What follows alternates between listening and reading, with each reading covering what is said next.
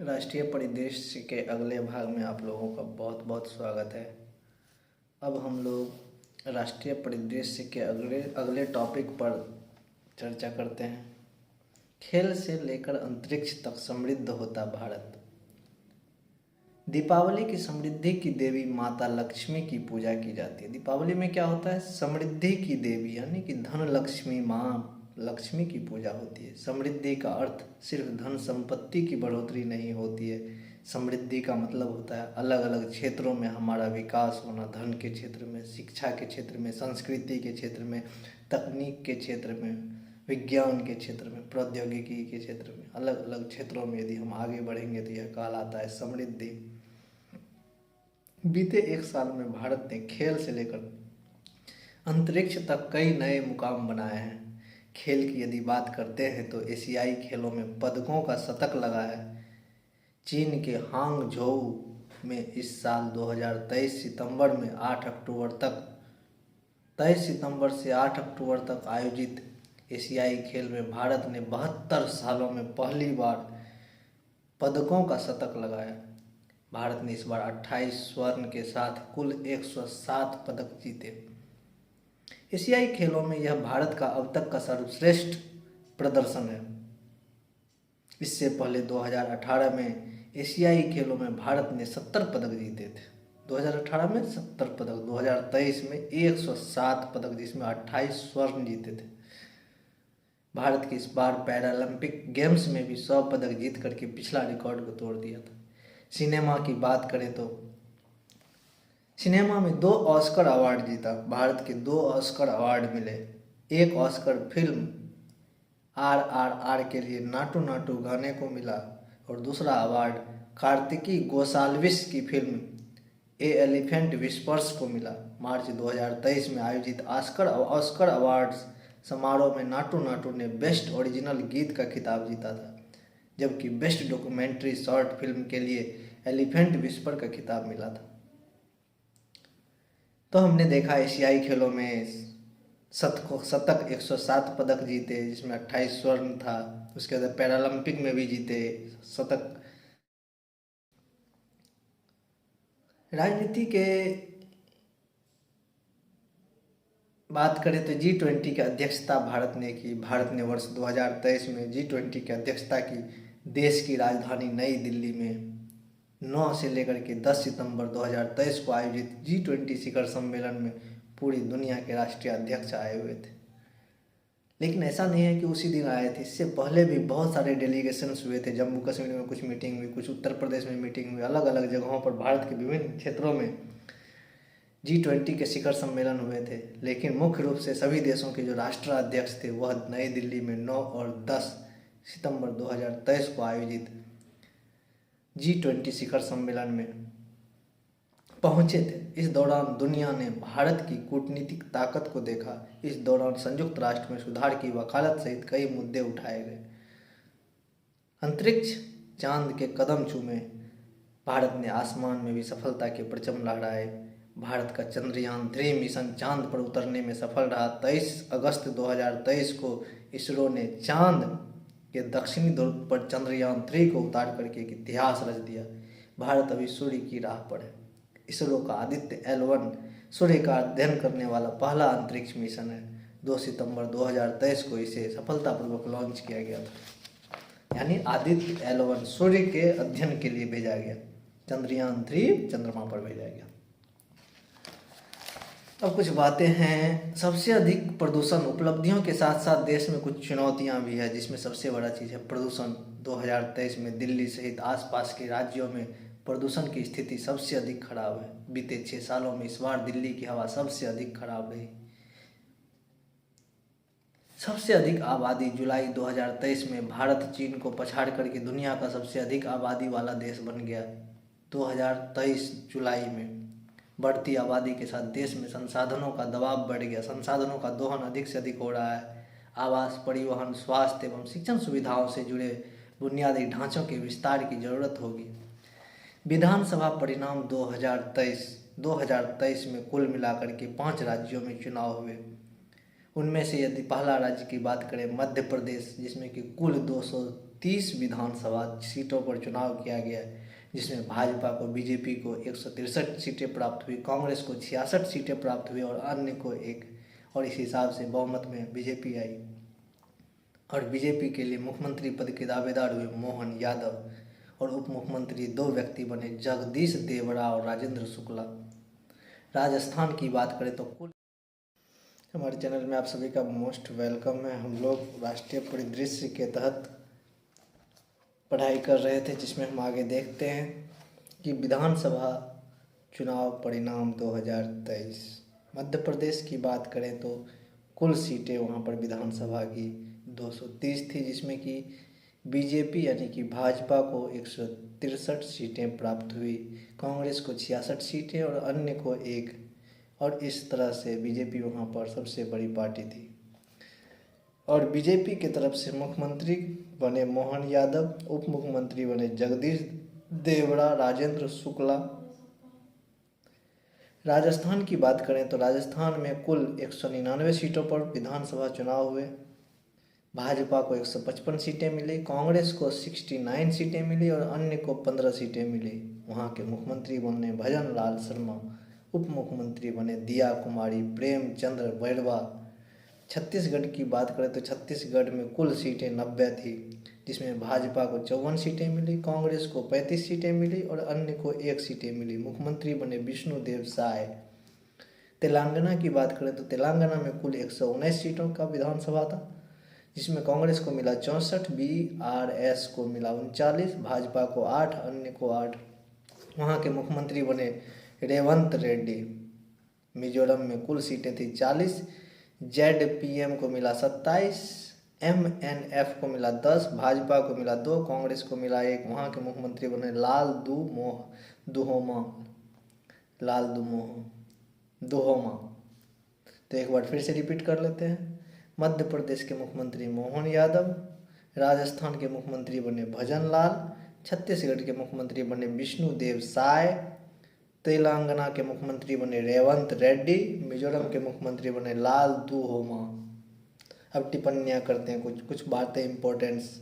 अमृत कलश यात्रा और अमृत वाटिका 31 अक्टूबर 2023 को प्रधानमंत्री नरेंद्र मोदी ने मेरी माटी मेरा देश अभियान कार्यक्रम के तहत उसके समापन समारोह को संबोधित करते हुए, जिन्होंने अगस्त 2023 में शुरू किया था, वह अभियान राष्ट्रीय राजधानी दिल्ली के विजय चौक और कर्तव्य पथ पर आयोजित हुआ। यह 2 दिवसीय कार्यक्रम थी, जिसमें 766 जिलों के 7000 खंडों में अमृत कलश यात्री मौजूद थे। इस कार्यक्रम की एक स्वायत्त निकाय मेरा युवा भारत, जो हम लोगों ने पढ़ा था राष्ट्रीय परिदृश्य में, पहला टॉपिक हमारा यही था, मेरा युवा भारत, माय भारत।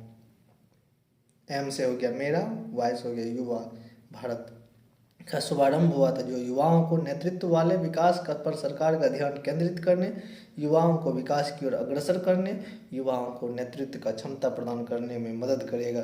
भारत के 8 पूर्व नौसैनिकों की मौत की सजा। भारत के 8 पूर्व नौसैनिकों को मौत की सजा मिली। 2023 में खाड़ी के देश कतर एक स्थानीय कोर्ट अगस्त 2022 में गिरफ्तार भारतीय नौसेना के पूर्व 8 कर्मियों को मौत की सजा सुनाई है। विदित हो कि इस मामले में जुड़े लोगों ने बताया कि सभी पूर्व नौसैनिक अधिकारी का नौसेना में 20 साल तक बेदाग कार्यकाल रहा था, जिन्होंने नौसेना में प्रशिक्षक सहित महत्वपूर्ण पदों पर कार्य किया था। उन्होंने स्वैच्छिक सेवानिवृत्ति ली थी। अल दहर कंपनी के हिस्से के रूप में वे पिछले कुछ वर्षों से कतर के नौसैनिकों को प्रशिक्षण दे रहे थे। भारत में पहला महिला श्रम बल भागीदारी दर बढ़कर 37% हो गई। देश में इस वर्ष महिला श्रम बल भागीदारी 4.2% से बढ़कर 37% तक गई, यानी कि काम करने में महिलाओं का योगदान बढ़ा। सांख्यिकी और कार्यक्रम कार्यान्वयन मंत्रालय ने अपनी सर्वाधिक बल श्रम सर्वेक्षण रिपोर्ट 2022-23 के लिए डाटा जारी किया।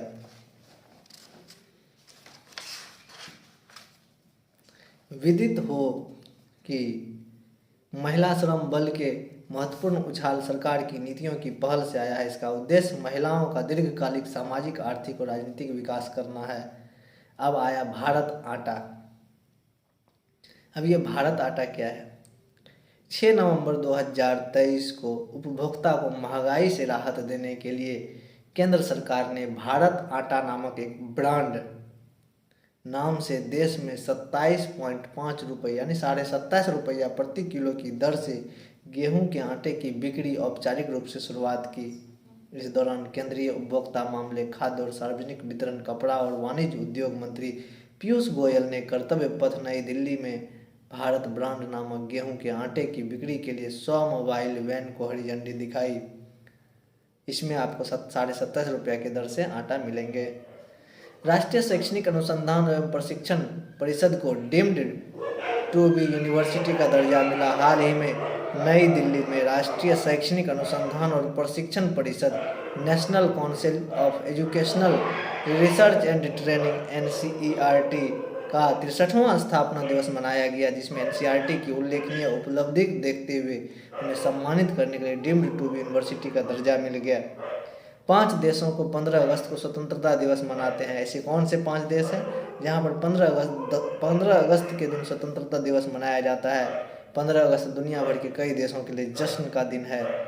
यह वह दिन है उन्होंने औपनिवेशिक शासन से अपनी स्वतंत्रता प्राप्त की। अंग्रेज हर जगह जो अपना शासन व्यवस्था बनाते थे, जिसको औपनिवेश कहते थे।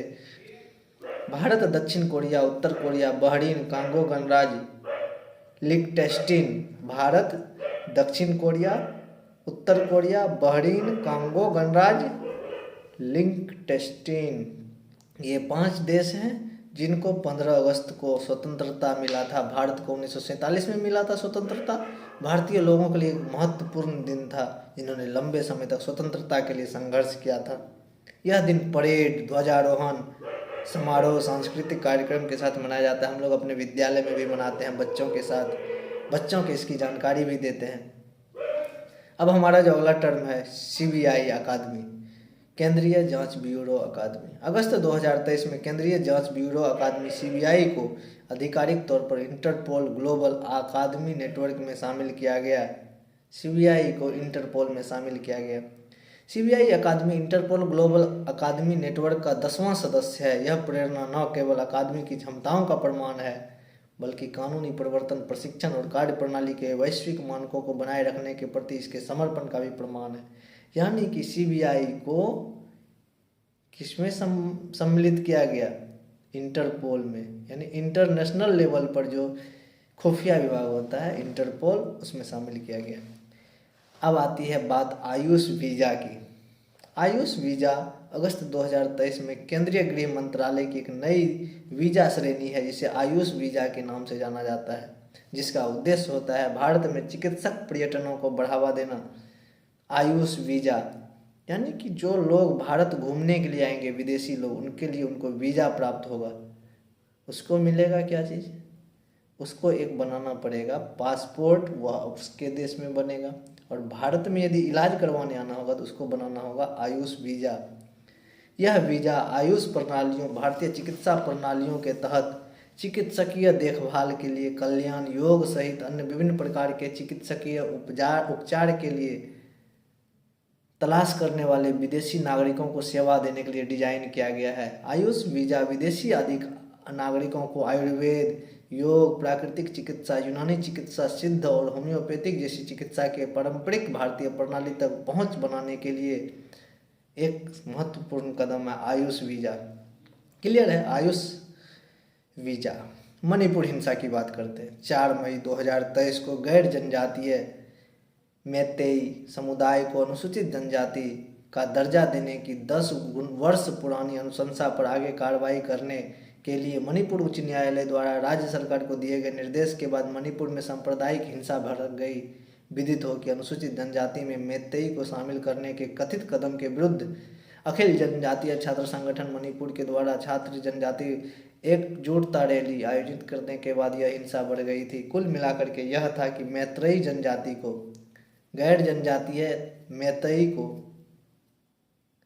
अनुसूचित जनजाति का दर्जा मिलने वाला था, लेकिन अनुसूचित जनजाति के जो छात्र संगठन थे वह नहीं चाहते थे कि मैतेई जो गैर जनजाति लोग थे वो अनुसूचित जनजाति में शामिल हो, उनके आरक्षण का लाभ उठाए, और इसी के कारण वहाँ पर हिंसा हो गई थी, जिसमें बहुत सारा न्यूज़ हमें सुनने को मिला। अब बात करते हैं असम DNLA समझौता। केंद्र सरकार, असम सरकार और उग्रवादी संगठन Dimasa national liberation army Assam DNLA समझौता। केंद्र सरकार, असम सरकार और उग्रवादी संगठन Dimasa national liberation army DNLA, Dimasa people's supreme council DPSC के बीच हाल ही में एक शांति समझौता गृह मंत्री अमित शाह की मौजूदगी में हुआ। यह समझौते के तहत उग्रवादी संगठन हिंसा का रास्ता छोड़कर के लोकतांत्रिक व्यवस्था का हिस्सा बनेंगे। इसके साथ यह माना जा रहा है कि असम में उग्रवादियों का अंत हो जाएगा। कौन सा था संगठन? उग्रवादी संगठन Dimasa national liberation army DNLA और है Dimasa people's supreme council DPSC। समझौते के तहत दिमासा नेशनल लिबरेशन आर्मी के 168 से ज़्यादा कैडर हथियार के साथ आत्मसमर्पण करके मुख्यालय में शामिल हो गए। समझौते के तहत असम सरकार द्वारा दिमासा वेलफेयर काउंसिलिंग का गठन किया जाएगा, जो दिमासा लोगों के सामाजिक, सांस्कृतिक, भाषाई, राजनीतिक, आर्थिक और शिक्षा का संरक्षण करेगी। अब इंडिया की बात करते हैं। INDIA 18 जुलाई 2023 को बेंगलुरु में हुए बैठक में विपक्षी दलों के महागठबंधन को नया नाम मिला इंडिया, यानी कि Indian national development inclusive alliance रखा गया। नाम बदलना कांग्रेस का UPA की छवि को दोबारा बनाने का तरीका भी हो सकता है, जिस पर भाजपा का अक्सर भ्रष्टाचार का आरोप लगाया गया। इसे अब इंडिया यानी कि Indian national development inclusive alliance के नाम से जाना जाएगा। हिंदी में इसे भारतीय राष्ट्रीय विकासात्मक समावेशी गठबंधन इंडिया, जो गठबंधन था जो कि कांग्रेस पार्टियों और बहुत सारे पार्टियों ने मिलकर बनाया था, इसका फुल फॉर्म हो गया, पूरा नाम भारतीय राष्ट्रीय विकासात्मक समावेशी गठबंधन। अब तक 26 दलों के नेता इस गठबंधन में अपनी सहमति बना चुके हैं। भारत की पहली पुलिस ड्रोन यूनिट 29 जून 2023 को तमिलनाडु पुलिस के एक Prabhas greater Chennai police CGP ने चेन्नई TN में हवाई निगरानी के लिए भारत में पहली पुलिस ड्रोन लॉन्च की। पुलिसों को ये जो है कार्रवाई करने में बहुत ज़्यादा मदद करेगी। पुलिस महानिदेशक DGP पुलिस बल के प्रमुख C शैलेंद्र बाबू ने बेसेंट एक्यून अडियार चेन्नई में यूनिट का उद्घाटन किया। यूनिट की स्थापना 3.6 करोड़ रुपये की लागत से हुई। यूनिट में 3 श्रेणियां होगी: quick response surveillance drones, heavy lift multi rotor drone and long range survey wing plane के तहत कुल 9 ड्रोन होंगे। ये ड्रोन अंतः निर्मित कृत्रिम बुद्धिमाला AI सुविधाओं से लैस होंगे। इन्हें ग्राउंड स्टेशन से 5 से 10 किलोमीटर तक संचालित किया जा सकता है, यानी इसका जो रेंज होगा 5 से 10 किलोमीटर तक होगा। थर्मल ऑब्जेक्शन इमेजिंग सुविधा वाले ड्रोन गश्त में मदद करेंगे, यानी कि यह जो है थर्मल ऑब्जेक्ट इमेजिंग को भी ये कैच कर लेगा। और वुमेन्स चालक द्वारा संचालित पहली हज उड़ान 8 जून 2023 को भारत की अंतर्राष्ट्रीय विमान सेवा एयर इंडिया ने ऑल वुमेन चालक दल के साथ हज के लिए उड़ान संचालित करने का इतिहास बनाया। यह भारतीय हज कमेटी में सिर्फ महिलाओं के लिए उड़ान का पहल अनुपूरक कदम बताया। कोझिकोड से सऊदी अरब के जेद्दा के लिए उड़ान पर कुल 145 महिला हज यात्री सवार थी। चालक दल का नेतृत्व कैप्टन कनिका मेहरा ने किया था। कुल मिलाकर के यह जो है हज यात्रा था, इसमें प्लेन चालक भी महिलाएं थी, स्टाफ भी महिलाएं थी और जितने भी यात्री थे सभी महिलाएं थी जो हज यात्रा करने जा रही थी। फर्स्ट ऑफिसर गरिमा पासी ने समूची उड़ान के लिए विमान को कुशलतापूर्वक संचालन किया। विदित हो कि एयर इंडिया हमेशा से कार्यस्थल पर लैंगिक समानता का हिमायती रही है। अपने कार्यबल में 50% महिलाओं के बाद वह समूचे विमान उद्योग के लिए एक मिसाल है। टीपू सुल्तान की तलवार की बात करते हैं। टीपू सुल्तान की तलवार 140 करोड़ में बिकी। सन 1782 से 1799 तक शासन करने वाले टीपू सुल्तान की तलवार को सुलेखा सत्ता का प्रतीक कहा जाता है। टीपू सुल्तान के तलवार को क्या कहा जाता है? सुलेखा कहा जाता है, यानी सत्ता का प्रतीक। टीपू सुल्तान के मारे जाने के बाद उसकी तलवार British major general David Baird ने उनके साहस के प्रतीक के रूप में भेंट की गई थी। टीपू सुल्तान की तलवार नीलामी के बाद सभी रिकॉर्ड तोड़ते हुए अब तक की सबसे महंगी बिकने वाली भारतीय वस्तु बन गई। बोनहम्स के अनुसार टीपू सुल्तान की तलवार का अनुमान लगभग 1.5 करोड़ से 15 लाख से 20 लाख पाउंड, जबकि तलवार इस्लामी और भारतीय कला की बिक्री में 1.5 करोड़ पाउंड में बिकी है। युवा उत्सव इंडिया 2047। युवा उत्सव मंत्रालय ने भारत के सभी जिलों में युवा उत्सव इंडिया 2047 नाम का एक कार्यक्रम आयोजित किया। यह आयोजन मार्च से जून 2023 तक किया गया।